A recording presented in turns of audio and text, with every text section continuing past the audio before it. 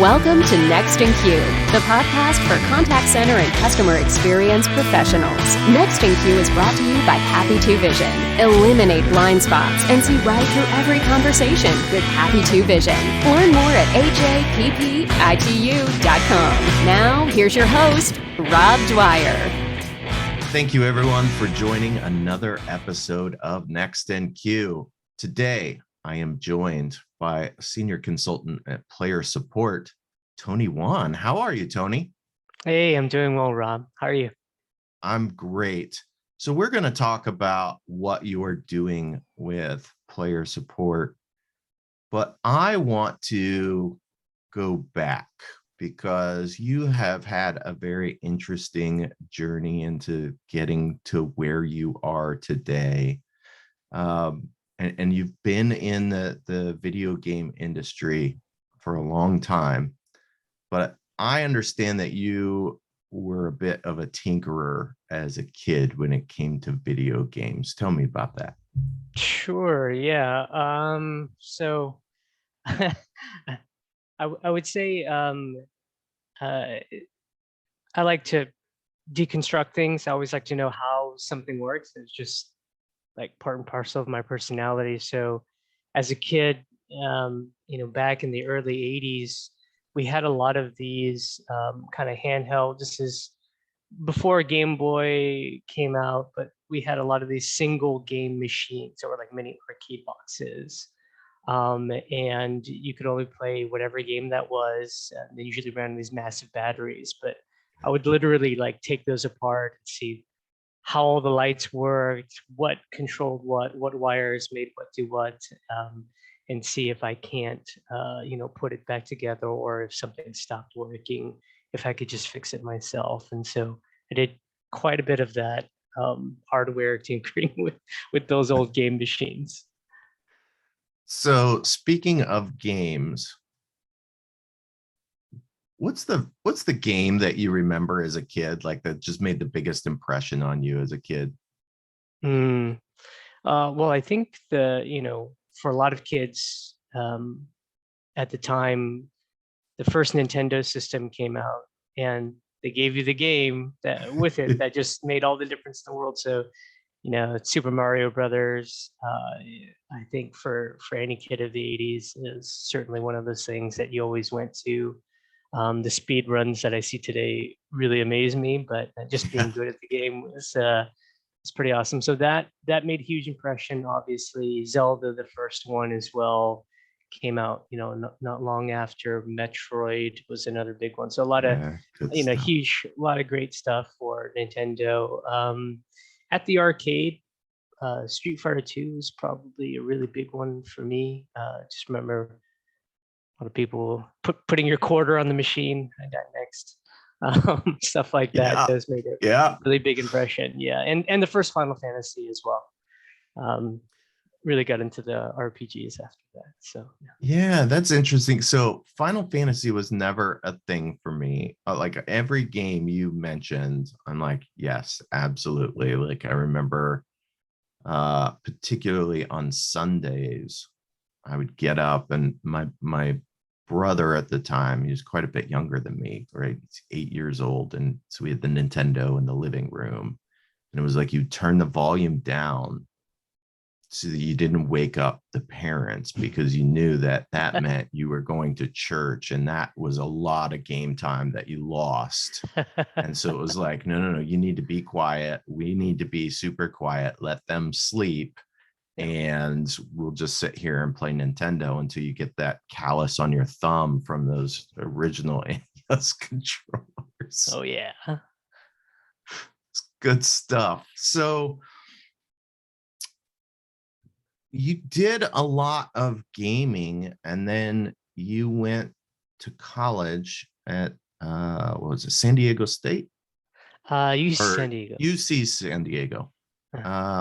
And got a degree in visual media, but then you went for a master's that doesn't necessarily is less predictable than what most people would think about. So tell me about that. Sure. So I did two. So I did them back to back. The first one was in theology and ancient languages. So, specifically biblical Hebrew and then Koine Greek, which is the specific type of Greek used in the New Testament. So I did that first. That took about 3 years. That's what I did. And the one right after that was in political management, focusing a lot on campaigns and I would say a bunch of communication skills and just political, all the stuff around political management, essentially from when you're starting a campaign, trying to win it, and then what do you do once you get into office, all that kind of stuff. Both of those really kind of centered around, I think a lot of young people want to change the world, right? They want to do something good for people. And so very idealistic. And I was like, hey, I think these two things will be foundational for getting involved and for helping hopefully craft policies or better laws that would make society better for everybody. Yeah. So you actually did go into a little bit into politics then, right? Yes. So Yeah. tell me about that. Yeah. So eventually went on. I got involved with politics at every level of government through a nonprofit called the Silicon Valley Leadership Group, and we were involved from kind of focus on that geographical area, everything from municipalities to state government, and then we did a couple of kind of federal government trips per year, and so got a chance to participate at every level of government to help, whether it's a local project like, hey, and this was years ago, you could see the results in the housing prices now, though. We're like, hey, you probably want to start like allowing changing some of these old building codes so people can build up, because we're going to have a serious housing problem in the Silicon Valley if you don't. And you're going to price a lot of people out, and then you're going to increase commute times. There's all these knock-on effects of just not allowing people to build up. And of course, we didn't win those battles. But we kept recommending, and you can see kind of the results of that in the skyrocketing housing prices, people actually being pushed out continuously, lots of lost productivity when people do have to commute. All the, you could say, people moving out now because they don't have to be there physically since the pandemic, et cetera. So, it's not, the situation's not improving any. But yeah, so we did stuff like that. So all the way to the federal level, we were looking at things like, how does the U.S. as a country, perform as an attractive place to do business? Specifically on the R&D tax credits was something I was trying to keep, advise politicians to keep the U.S. competitive when it came to innovation, making sure that we're making it easy for companies to decide to do massive amounts of their research and development in America, right? So things like that, kind of general corporate taxes as well, finance, et cetera. So, everything from kind of very local concerns all the way up through to federal concerns for business, healthcare, education, et cetera. So we had stances on a bunch of stuff that we just try to help get a better policy. I mean, it was a nonpartisan organization, and we always said internally, we're not interested in playing party politics. It's just about what policies actually work to make things better for people, right? Like what's actually going to produce better outcome. So I like that approach. I wish we all took more of that approach, quite honestly. I think we'd all get along a lot better if we took that approach. So that all sounds very um, different from being involved in the gaming industry. Like I hear this and it's like I get all of that. And then all of a sudden you're at was Gameloft the first place that you started, or did you do something Yeah. before that? Oh no, gameloft was the first games job that I had. It's how I got a foothold in the industry. My entryway into gaming as a profession was in production as a producer, and it was in a very far away place from where I was used to working, but it was an opportunity that led me to operate in Vietnam, in Ho Chi Minh City, uh, at a very it was an experimental group at the time. They put us in one of the smaller side offices. We got a team together, and they're like, "Hey, traditionally the studios there had mainly, and still believe that they probably mainly do porting. So that's it's not as exciting as actually working on a game and making things yourself." But you got a lot of people who understood very well how to optimize things that were built for, like, the highest spec iOS mobile devices, and then how to make them work on other kinds of devices that aren't as high performing. And so you got a lot of really like smart, disciplined young people who understood, how code interacted with the various hardware limitations really well, and a lot of people who are just dying for some like creative outlet, because it's not very creative optimizing for performance, right? And so um, we got a very small team together, a couple devs, a couple artists, a couple game designers, and they're like, "Hey, we got this product. It's we think it could use some polish and some massaging, and we want to try." Back then, free to play was still really new um, to Gameloft, and so they're like, "Hey, we liked a lot of what you said in your application process about that model." And I just happened to learn it from a lot of my friends who had been in the industry since we graduated, and a lot of the companies that kind of pioneered that business model.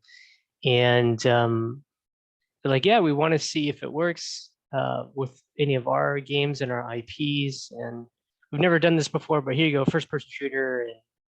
And they gave me a really cool IP to work with, which was the Brothers in Arms IP.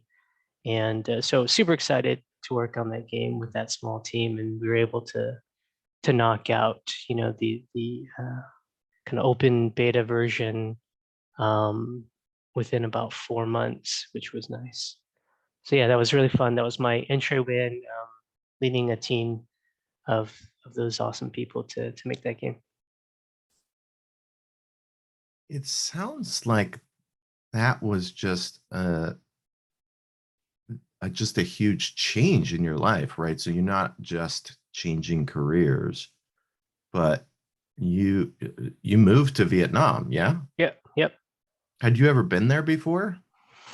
I had visited, but just on holiday. That's very different from like living there. Yeah. Yeah. So what was that like, just like taking everything really that you kind of knew from a living situation and a working situation and just like throwing that all to the wind and going, I'm gonna do this thing over here and just see what happens. What was that like? Yeah. Um, it was strange. It was partly confusing. I would say, the way that it arrived. I was actually waiting because um, the team that I was with when I was with the Silicon Valley Leadership Group, they were actually in the middle of creating a new permanent position for me. Um, but they were very clear. They're like, hey, it's going to take about 4 months just due to our business cycles, and like the board has to approve the role and everything like that. And 4 months is quite a bit of time to wait. And so I was like, okay. And I happened to find and apply for this open producer position at Gameloft, and was very grateful for the opportunity they gave me. And so it was exciting, because I've always loved games, obviously, but then also confusing, just because there is, like you said, there's not a ton of explicit natural overlap between going from trying to help out with government and nonprofit and public policy, and like helping developing countries, etc., like all of this kind of work that has to do more with organizing people, volunteer work, governments, policy, etc., and building a video game. So there was quite a bit of additional study that I had to put in after hours, right, or even just in preparation to take the job. A lot of it was just grilling my friends, kind of like naturally learning from them. When you're young and everyone's single and in their 20s, you meet up after work, and either maybe there's a couple gripes, and you talk while you're eating dinner or hanging out, and you inevitably talk about work. And so learning a lot of things through them, but then spending some serious time studying up on kind of software development trends. Agile as agile software development was still relatively fresh at that point. It's not the fully commoditized version that you see today with all of this additional structure and gurus and blah, blah, blah, but it kind of more in its purest form of like just really understanding the Agile manifesto, understanding the principles and the spirit behind it. And for me, starting to weave in a lot of those kind of community organization and like building skills, where you're working with a team and trying to figure out what's the best way for this specific group of people to actually work together, and then how does that connect to the rest of the organism. So some ideas that transfer but have different names, or things like, who are your key stakeholders, right? How do you manage those folks? What's the perception of the project or the team, etc.? And so a lot of anything, I had a friend once tell me, anything that involves human beings is political, right? So it's like, well, you have the opportunity to look at the organization just from a human relationship standpoint, and to try to understand how you're going to be able to navigate that most effectively, and help your team get wins, and to be, I would say, properly recognized and rewarded for those wins, because sometimes they aren't. Like if you're not, and I've struggled with this at certain points in my career, if you're not good at bringing the visibility for your team's wins, then even though they're doing a wonderful job, that might not be recognized to the extent that it should be in the company. Yeah. But with that first team, I think they did a very good job of that, and the visibility was good. So, yeah, that team's great. It strikes me, and I hear this all the time from people with all kinds of different backgrounds, that when you talk about things that don't necessarily explicitly translate, but really those skills that you're learning when you're involved in politics, right? So you're organizing, you're trying to convince people of a path forward, and often then celebrating, right, when you get those wins, or dealing with setbacks, right? And how do we keep moving forward after a setback if we experience that, right? That's all part of politics. That's also part of working with teams, no matter what industry that you're in. And it seems like those skills probably came in very handy as you were working with a team, even though the industry was totally different. Yeah, I think so. I mean, I think one of the benefits of GW's program was just the hyper focus on the practical communication skills, right? And that really helping everything from putting together speeches to putting together policy drafts, like, it's like a business proposal. It's like there's Yeah. these kinds of connections in which you can make, and depending on the environment that I'm going into and what it is that, let's say, my bosses are asking for, you might put some more of those skills to use, than others. And yeah, there's communication, I think, is so vital for any team at any company, and I feel like it's not given enough attention in our primary education. Um, just even through high school, I feel like there's not enough emphasis on clear communication, better writing, different kinds of writing for different scenarios. Um, and speech and debate was optional, right? Like, I took it, Yeah. but it wasn't something that everyone Hmm. had to take.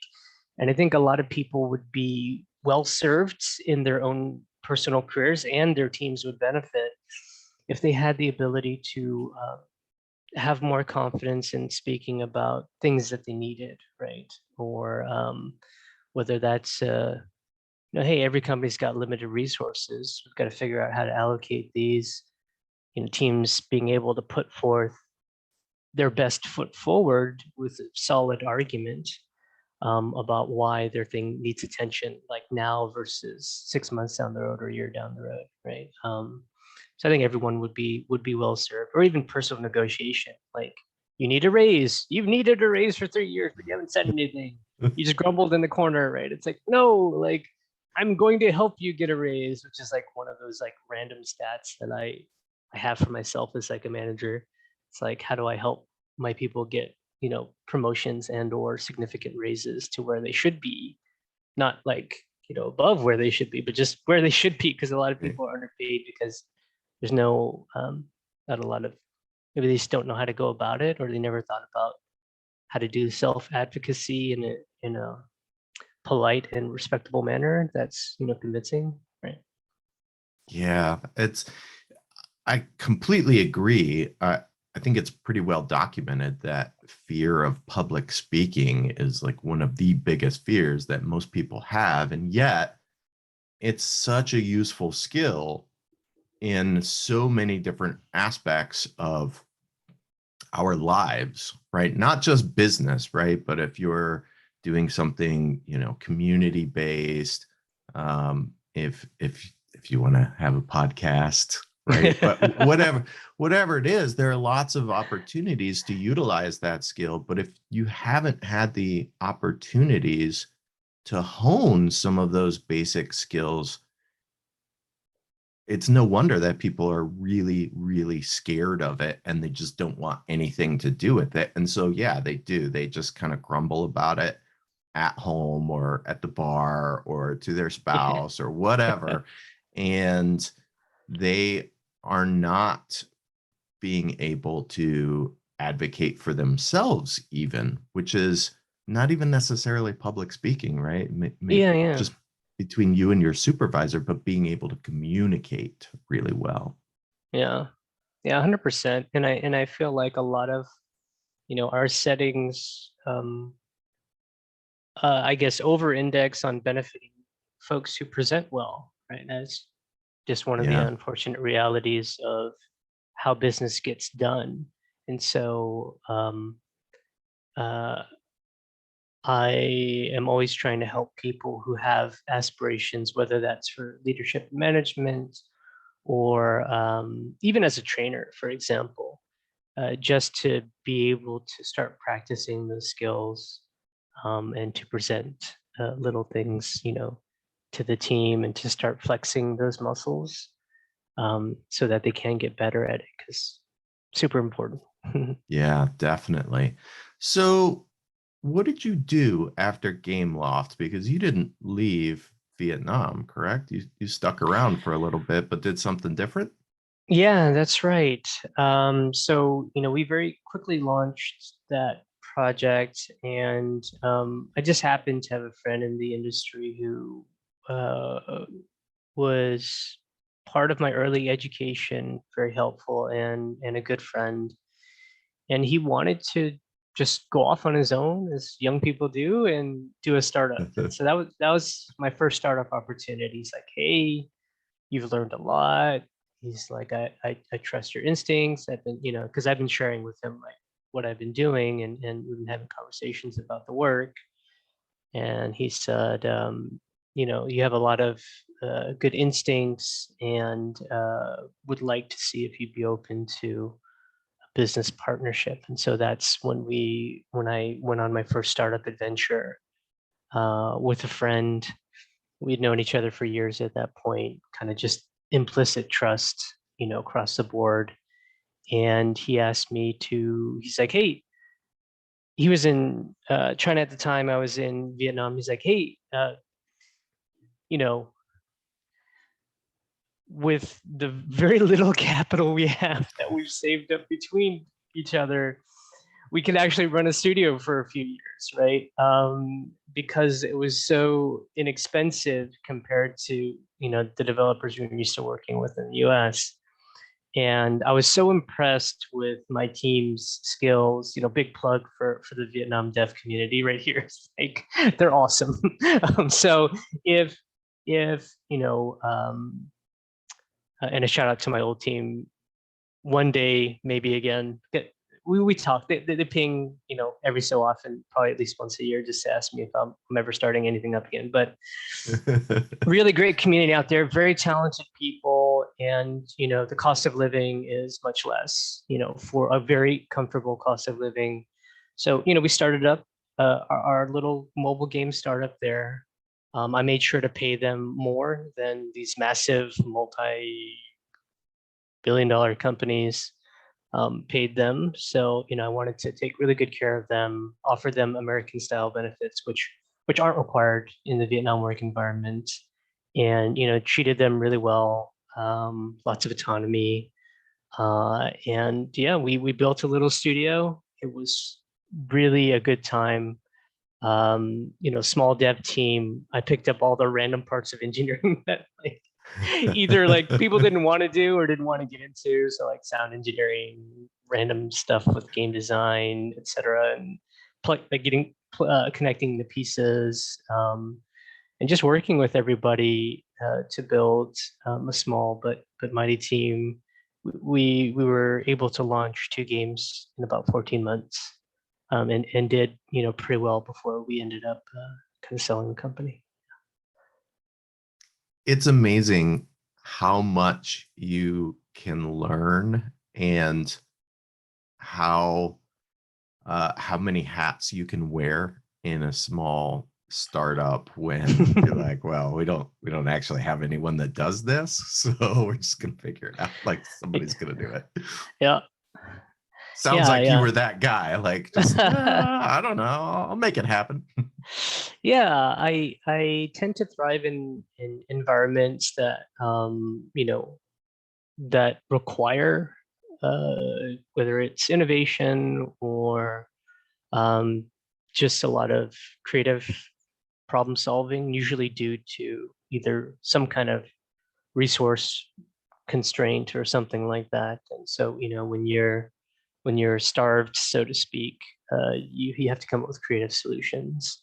And that's really fun for me. Like for some people, I think that gives them like heartburn. Like, oh, I don't want to know. I need resources. And I'm not trying to say anything negative about that way of working. It's just that I prefer for myself where our innovation and experimentation are highly encouraged, if not necessary. I like operating in that space. And credit to my team. A lot of them were the same way, even though they were very disciplined, like software developers, for example. Even they're very disciplined engineers, and they had great experience. There were a couple of things where they're like, "I've never had this much autonomy before," right? And they were like, Yeah. can we use this engine, Tony? And I'm like, yeah, just go for it. I'm like, well, like I asked him why, like, why do you like it? But then, pretty much it's just like, hey, you guys are the ones building this. You're telling me these are the reasons. It's within budget. Like, let's do it. And that was one of the hard things to get through to my team, actually, because of the environment they had been in before. They were always very constrained and kind of just like the working model of sort of do what you're told to do. And I remember, especially with my artists, the the concept artist, like my lead artist, it took like a good number of weeks for us to solidly get the concept through, that when we were talking about generating new ideas for the next game or for a specific design, I literally told it like, no, you can do anything. You can do anything you want, right? Like, we have conversations, and then you have visions in your head, and you go put whatever you like down, and then we talk about them some more, and then you refine, and then you just keep doing that. And I used to take him out for coffees to have these conversations to get him to relax, because he was always used to being like, oh, here's the art style, here's the design dictionary or design bubble, whatever it is, right? These are the parameters, and then here's like the examples, and make somebody who looks like this, which is why you see so many times like in video games, you're like, hey, that character looks like seriously close to some kind of movie star I've seen somewhere before. I know I've seen that face, or that type of, persona around in some kind of movie. But it was funny when the lights turned on for him. I'll never forget that moment, because his eyes just, he's like, I could do anything. And it's, yes, you got it. It only took a few weeks. But it was great. It was a great experience. And I was happy to see him just go after that. And it was really fun. Yeah. Probably the most excited he had been about anything in a long time. Probably. I mean, we had a great time together, and I know that team. If we ever kind of got the idea to go back and do another studio, I'm pretty sure at least a few of them would jump back on the train and go for it again. So, were you doing any customer support there, or did that come after? Only what was necessary, right? And so, as the business owner and kind of operational leader, of course, I was the one fielding all of the player inquiries via mostly via email and Facebook, and doing all of the stuff on the App Store. But yeah, so you had touches of it, like the necessary stuff, whether that is something on the Facebook wall. They didn't even have Messenger back then, so it's just stuff posted on your wall. This is how we did it, old school, folks. So they just posted complaints directly on your wall, and you got to deal with them, and you put your email up there, and so yeah, I mean, I did some of it there, but it was mostly the main stuff. And I would have to say that those teams were so good of checking each other's code quality, that there were very few bugs. So we didn't have an influx of like massive tickets due to some kind of exploit or bug or something like that. Those devs were just really top notch and had good clean code, and they could do their own QC or QA. They knew what was up, so made my job a lot easier, I have to say. Yeah, for sure. So then, did you, after that, transition into more of a player support role? Yeah, after running that business, doing startups is super tiring. So I was just in South Korea with my wife, and she just gave birth, and so just attending to my new family. and trying to make a nice home for everybody. And I didn't want to like see anybody for a while just because I was really tired. But then I kept getting these phone calls, and there's this a friend of mine had spoken to a gentleman who had just sold. I think they just sold one of their companies, and the buyers didn't care much about their staff, so they saw that as a golden opportunity and took their core staff and then just spun up another studio down the street. And so they had an idea, they launched it, it's doing pretty well. They called me, a friend's like, hey, can you talk to the CEO? And I'm like, no, I don't want to. But he said, hey, do it for me. And he's a good friend. So I said, okay, for you, I'll do it. I really liked the guy. I was like, oh no, he's so smart and awesome. Like, what a cool guy. Had a really good conversation with him. And so he said, hey, I heard you're good with people. I want you to be in charge of all the player facing stuff, anything that has to do with direct player communication. So it's like player support, social media, forums, email marketing, etc. Just anything directly communicating with players. He's like, I want you to kind of be the voice, the face of the company. And I said, okay, it sounds interesting. I like you. Move back to California. I'm like, okay, I'll move back to California, because that's where the US side of the business was spinning up. So yeah, joined GoSu Group, opened our office in downtown San Mateo in California, and that was the beginning of another great startup adventure. Really enjoyed working with that team, amazing, and that's when I first began to dive and hyper focus on anything doing with player comms, player support being one of the major ones. So yeah, that was really fun to start. So how big was that team that you had for player support? We started off really small. So I came in, they already had a couple of customer service agents. So they called it customer support, and they already had some contractors working mainly out of the Philippines on an hourly basis to just interact with the players and help with tickets. And so we started off with just one, really. The team, later grew to 1, 2, 3, 4. We had, it's like one rapidly grew to 5, which grew to 10. And then, at its highest point, around 20 something.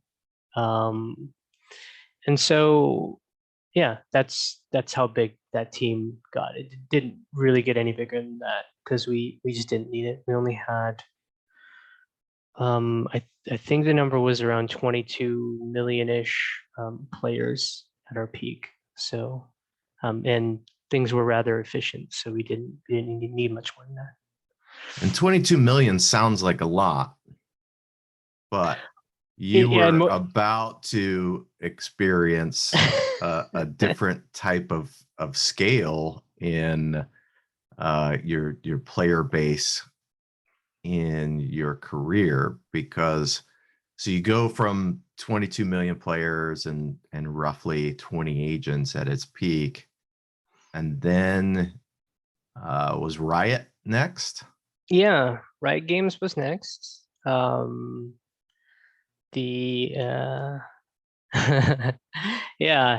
I wanted to see if so again, I had a lot of autonomy and wanted to see if any of the unorthodox, let's say, ideas that were spun up with a much smaller team would actually scale. I was really interested in what kind of massive global scale looked like for a lot of these functions, because running live ops for relatively small community of gamers of around 22 is very different than doing it at truly massive global scale. And Riot at the time was quickly approaching the 100 million player mark, and going towards 120 something, I believe, was the peak at that particular time. But yeah, much different scale. I only was responsible for a portion of it. But what's really interesting is that and some companies do this, especially like US centric companies. They kind of treat the EU as if it's like one big country, when it's really not. So Yeah. right, variety of different languages, many different countries, pretty wide. There's a variety of time zones, etc. And so that was really an opportunity to see what it looked like, and to be able to work with a team that had been doing it already for years. Something my boss told me when I joined was like, the team's already good, right? They're already solid. Um, but we're trying to see how we could get the team to the next level, right? And so it wasn't like, oh, come in and everything's on fire sort of a thing. It was much more of a, this is a great team. It's great to work. They've got a lot of wins under their belt, a lot of experience, but it feels like they're kind of stuck. Sometimes teams get stuck. And so it's like, how can we help them get unstuck and elevate everything to the next level, which was a really interesting challenge as well. So I got to see what that business looks like, and then specifically what player support looks like to support that large of a business with that many intense fans. Because it's not, I really love esports, and it's not just um a game that people have personal investment in. It's for a lot of, for a number of people, they're really trying to win, right? Yeah. And you've got these great esports athletes out there trying to either get on a team. You've got lots of streamers, etc. And so there's a really devoted fan base behind the IP. And to see the IP develop too was really interesting, because it was sort of kind of all over the place for a while, but Riot happened at the same time that I was there, really started investing in building up the universe a lot more, which eventually led to Arcane, which I was so fortunate to be able to see the pilot before my time was up there, and was super excited. I remember we were in a town hall watching it, and my table, we all like jumped out of our chairs as soon as the trailer was over. And like, we were the only ones. I don't know why. Like, we thought it was so awesome, but we looked like the crazy people in the office, and we're like, no, we think that's going to be awesome. So and it was. I mean, it came out just this past year, and it was great. It's really fantastic. So yeah, it was a wonderful place to work. I think it's an awesome publisher developer, and now they're spreading out into multimedia and more games, and got a lot of confidence in the team over there. They're going to be able to continue to do great things. So yeah, that was fun. It was a really great time.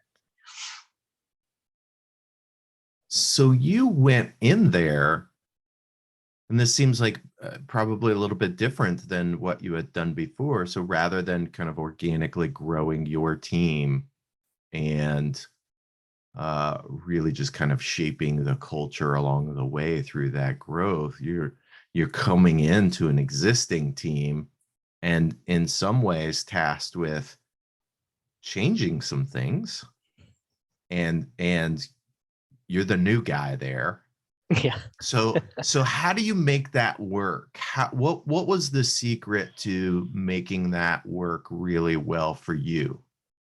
There was a lot of listening. So my general approach when I'm coming into something, and there's already a very strong and well-known culture in place, and a team has very strong history, is to do a lot of listening, and not just sitting down and literally listening, but I take a lot of notes.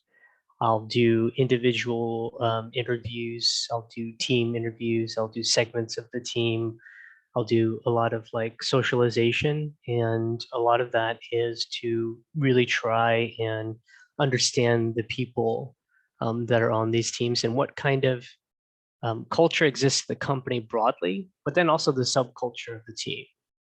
What has happened within this team? I always ask for history lessons, just because people's history and the stories that they tell each other about that history, whether parts of it are exaggerated or true or not so true, is the reality that you have to deal with as a leader coming in and trying to understand people and eventually, hopefully, shift the direction of things to a more positive place.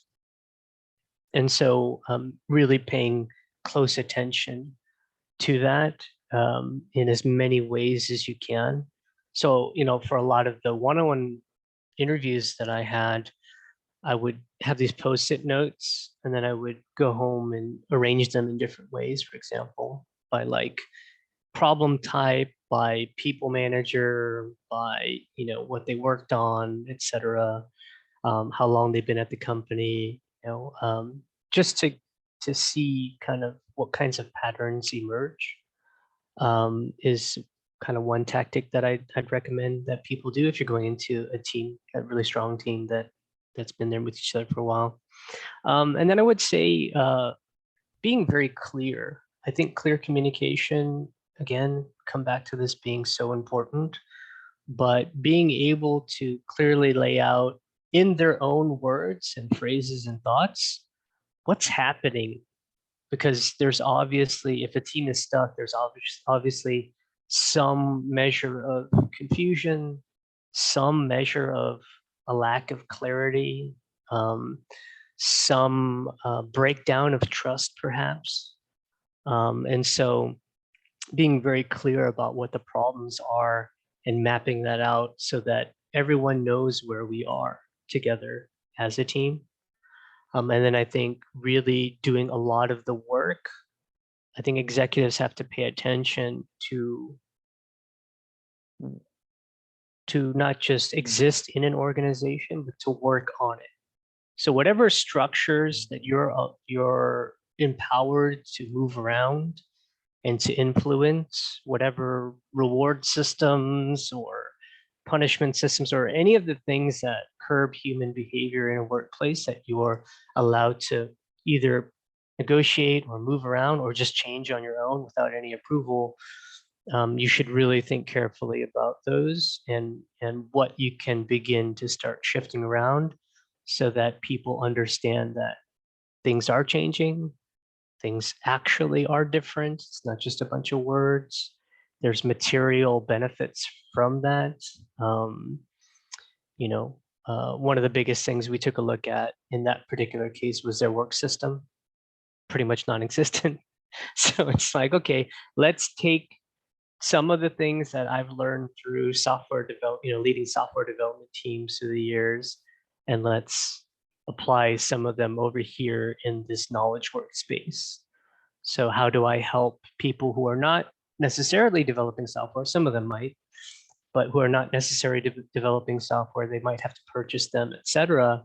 But we still have reasonable ways of understanding what are the goals we're aiming for, what kinds of things make up our pathway to go in that direction to achieve those things, and what are people doing on a daily basis to make sure that we're getting there, right? And so just that reasonable breakdown of what's in a work day and what's in a work month and what's in half of a year or a whole year helps to organize people and get everyone truly pointed in the same direction, and rebuild some trust through visibility, and sharing and communication, right? So I would say those elements were really important for that time.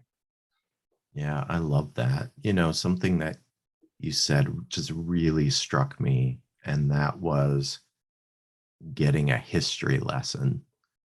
And I think while generally we always want to focus on the future, it's hard to really navigate to where you want to go without really understanding the history.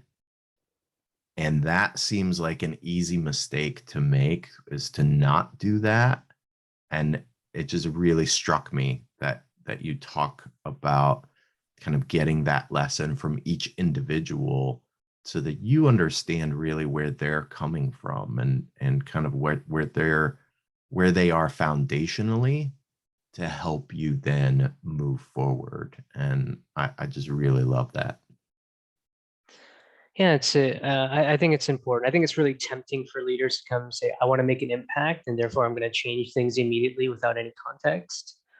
But I think that that's dangerous for Yeah. you, if you find yourself in that situation, because then you could make a decision that's just really off because you didn't know detail X or Y. Yeah. So you spent a couple years at Riot, and then what came next? This little thing we call Fortnite. Um, yeah, What is that? I've never heard of that. it's some weird little game that some company made. No, Epic Epic Games reached out, and they got this amazing recruiter. She's wonderful. They hired these third-party folks who are just really good at what they do, right? And she pings me, and it's over the course of a few months. And I still remember the conversation. I'm sitting on the steps in front of my apartment. It's in the evening, and she's like, "Well, it sounds like you really love your team, and you love the company, and you really enjoy the products that you're working on, etc." And she dangles the entrepreneur carte blanche, come build something carrot in front of my face, and she's like, "Hey, like, you come here and build whatever you want." And I was like, "Oh, you got me." You did your homework. And so it's always like piques my interest when someone says that. And to Epic's credit, they really did give a great amount of autonomy and a great amount of trust. I can't thank Tim Sweeney and Dan Vogel and Amanda Rubin and all these other folks who Chris Dill and all these other folks who Jeremy, sorry, all these guys during the interview that had the trust and the confidence to hire me. We had about a little over 20 million players at the time I got hired. It's a beast now. I mean, it's well over 500 million, I'm sure. And by the time I left, I know we were at that 450 plus mark. But that thing grew like crazy. Hadn't seen anything grow that fast before. When I was at Riot, it was at the kind of tail end of like this massive growth. And a different mission at Epic. It was like, everything's on fire. It's this crazy dumpster fire. Like, come help us. Like, do whatever you need to do, just get this thing under control. We have no idea how much it's going to grow, and truly, no one had any idea. If anyone tells you they do, they're not being very honest. And so it's like, well, this thing's going to grow. We don't know how much. And by the way, we're launching a game store, and by the way, we're going to do our own publishing, and by the way, we're going to buy all these other companies. And so it's like one thing after another. But it was an amazing sort of rocket ship ride to be able to see a company go from a few hundred employees to a few thousand very quickly, and all the challenges that caused for the company to grow through, everything from leadership to um, how we're gonna how we're going to navigate all these different markets that we were getting into, and doing our own publishing, etc., and opening up all these new businesses. So big challenge. Player support is one of the one of the hardest things I've ever done was sort of get into that situation and take that team through various stages of maturity that normal companies, when they go through, usually take a few years. And I remember I was literally like timing, let's say, time to competence in regards to player satisfaction with player support. And like in my mind, because I had the numbers from previous places, I was like, okay, how long did it take them to get to that point? And that team was an amazing team. There's so much that they did, and they got there, to, let's say, competency in about 18 months. It's about half the time that it took, other teams that I've seen that are also very good. It usually takes about 3 years. So we did in 18 months what a lot of teams takes 3 years to do. And yeah, that team has a lot to be proud of. Like they did great. And then, we went beyond, right? That was to get to Yeah. par. And then after the first 18 months, then it was all about like building up more and how can we get ahead.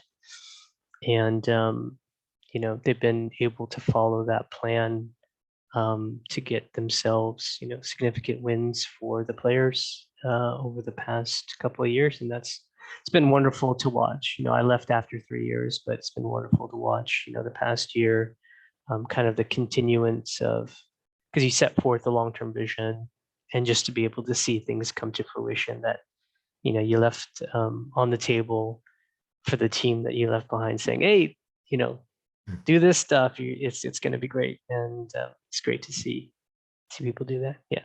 Yeah, it's amazing. I remember when we were talking earlier, we were talking about like, back in the day, it was just people posting on the Facebook wall.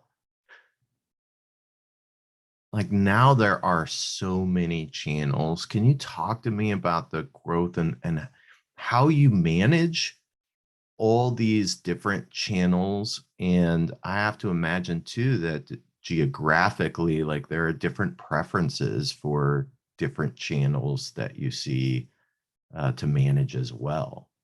Sure, yeah. So for games, a lot of companies prefer email. This was compared to a lot of other folks in CX in different industries, a, a bit sort of against the grain. A lot of people like to go to voice first as the option. But for video game companies, the primary channel for a lot of folks is email, just because it's asynchronous and it's simpler, let's say, to manage. We always try, I think we always try to figure out where our players are when we're thinking about what channels to go to beyond email. So if you're a mobile first company or you only build mobile games, a lot of them will opt for some kind of software that has, an SDK that allows you to be kind of native in-app. There are a lot of folks who will understand where their players are from a social media perspective, and will try to offer additional channels that way. Because of that demand, you see, through the years, a lot of companies like Facebook, we talked earlier, Facebook Messenger wasn't a thing, but like it became a thing. And not only did it become a thing, it became like a business thing. So Yeah. it's like, okay, we have to have, certain kinds of tools for businesses to be able to use this as a, customer communication channel. And you see the further development of that with, Zuckerberg's most recent announcement on WhatsApp, sort of the cloud API being developed as an additional way for smaller businesses to get connected with different channel, low cost, et cetera. So, you have a lot of people on these different applications that are popular as well, depending on what kinds of services you want to offer your players. I used to have a weekly engagement with guild leaders for a specific game on the Line app, because the majority of them were using Line. The biggest guilds were using Line to communicate with all of their guild members. And so I would come by once a week to all the top guilds and be like, hey, I'm here for the next hour. You can yell at me all you want about whatever problems it is that you're facing. But more often than not, they were very measured and mature and kind about it. They had their own guild rules, obviously, to adhere by. But they were just glad that somebody who could affect change was in the channel with them and spending some time with them, even if it was only, once every few weeks or once a month. So really depending on what kinds of engagement you want and what kinds of data you're interested in gathering, you can offer a variety of different sorts of channels. And I would say it's really important not to just offer the same kind of service for every single channel. I think it's really important that you play to the strengths of each of the channels that you're going to operate. So, everyone starts with email, figure out where your players are, figure out which ones that they're more likely to want to use, test, see if they actually do care about it or not. 'Cause a lot of people say they care about it, but they don't. They just go back to email. So sometimes you're just spitting up something for no reason. But then, experiment, see what they actually care about, what they actually like, and then focus in on those ones. And then those will, generally be your channels. At Epic, we offer not only email, but also live chat, just because we knew that as the organization matured, and as we started reducing a lot of kind of very simple context through self-service, we didn't make it any harder to contact us. You could just literally jump through everything and just go to the ticket submission page if you want. So we didn't put any barriers up in the way, but people were self-selecting and choosing just to get the answer because it was easier. But we offer live chat as well, because for some of them, the more complex stuff we were getting through required a lot of email exchanges. So that would artificially kind of bloat the resolution time for them. And we'd rather get players back into the game as soon as possible. And so when we launched live chat finally in 2021, we saw 30% plus usage of it during operating hours, and much better player experience, just practically, and then also through the numbers, for everybody across the board. And it was more efficient for agents as well. So everyone's experience for handling those specific complex interactions just got better. It's like, okay, why not, right? This is like, if you have an account issue, I want to be able to help you sort it and get back into the game as quickly as possible. It just made sense.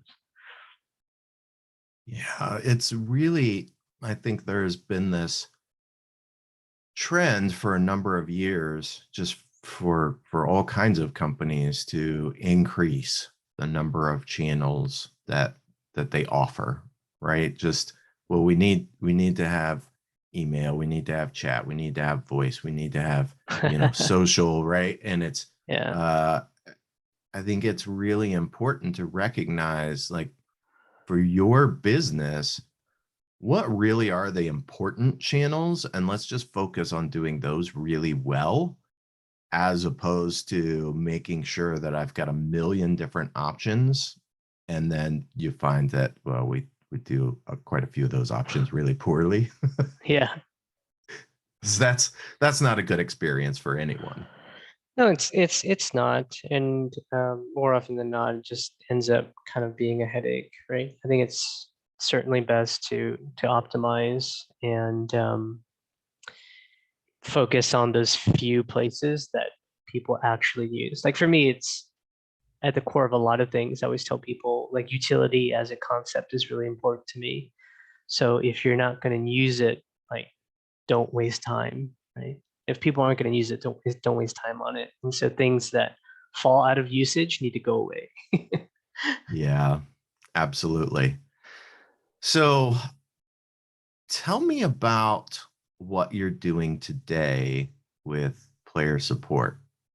Cool. Yeah. This was just a little idea that came out of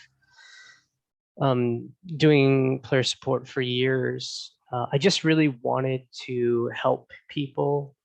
It spawned out of my personal blog that I've been doing for a while, just to be much more focused on player support issues specifically. And really, the original idea is just to have a resource available for a lot of people, because I just found that there weren't many out there in my own journey, Mhm. and it could be helpful for people so they don't feel like they have to reinvent the wheel all the time, or just to find out more about what the concerns can be at different scales. So it's really meant as a resource to help a lot of my colleagues in the industry out who want help. The addition to that, I wanted, and I'm hoping to get together the first event, live event next year that I'm gonna fund myself. But essentially, um, uh, there is no player support slash live ops specific place for a lot of us in the industry together. It's always like, oh, GDC or something like that, but specifically on support issues and live operation issues and all of these things having to do with player retention, et cetera, and support, excuse me, and support. So the aspiration is to next year start hosting annual events where my colleagues and I can get together and do a couple of things. One is work through some really important problems for our industry, so a lot of working sessions. Two is to share learnings from people who have run very interesting experiments and have robust data. Three is to gather a lot of information from player support leaders to better understand kind of across the industry what it is that we're struggling with and where we need the most help, to hopefully inform things like future software development, tooling, processes, policies, etc. Collaborations across teams, and to give an opportunity for those who have more resources, like larger game studios, to be able to help those who are either just getting started, or maybe it's an indie studio, or maybe, hey, yeah, I have a relatively small studio. I don't know what to do about this function, right? But I know I'm going to have to pay attention to it someday. I'm launching our studio is launching our first game soon, and I should learn something about this, right? So just as a general education source, I do offer consulting via the site, or you can just email me or ping me on LinkedIn as well. There's a lot of companies that we outsource to in the industry that could use some help in terms of how do we answer the question of truly building something specific for gaming, whether that's BPO customer services, or whether that's something like strategy teams, or whether that's something like software as a service, where you are building this tool and you think a lot of these studios could use help with it, right? So kind of across the board, helping those companies understand us better as an industry, and how they might be able to better cater and develop to the needs if they're interested in serving that. So Yeah, that's really exciting. It seems like